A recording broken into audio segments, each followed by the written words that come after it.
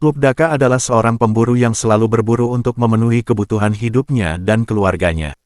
Suatu hari, Lubdaka pergi berburu ke hutan. Namun, sampai malam Lubdaka tidak mendapatkan hasil buruan apapun. Karena waktu semakin malam, Lubdaka memutuskan untuk tidur di dalam hutan. Untuk menghindari binatang buas, Lubdaka memilih tidur di atas pohon. Ia tertuju pada pohon bila yang sudah tua dan kekar. Agar aman dari serangan binatang hutan, dan agar tidak terjatuh maka Lubdaka berusaha tetap terjaga di atas pohon. Sembari memetik daun demi daun pohon bila dia juga khusyuk merenungi perjalanan hidupnya selama ini. Tanpa disadari lembar daun demi daun ini jatuh dan mengenai lingga yang ada di telaga di bawah pohon itu. Lubdaka juga tidak menyadari kalau hari itu adalah malam tergelap, yakni sehari sebelum tilap kepitu yang menjadi hari pemujaan terhadap Dewa Siwa. Dalam kesendirian pada malam gelap di atas pohon di tengah hutan itu, dia juga banyak merenungi dan menyadari sekaligus menyesali perbuatan dosanya selama jadi pemburu. Dalam hatinya juga berjanji akan menghentikan pekerjaannya sebagai seorang pemburu.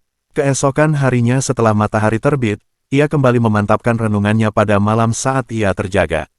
Tekadnya untuk berhenti jadi pemburu sudah mantap, ia kemudian membasuh muka di telaga sebelum pulang ke rumahnya.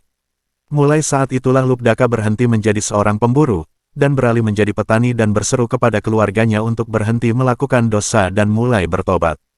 Setelah menjalani kehidupan normal sebagai petani dan seiring waktu usianya kian menua dan setelah ia meninggal, diceritakan, arwah Lubdaka disambut oleh para Cikrabala, hendak disiksa dan dikejar untuk dimasukkan ke neraka atas dosa-dosanya.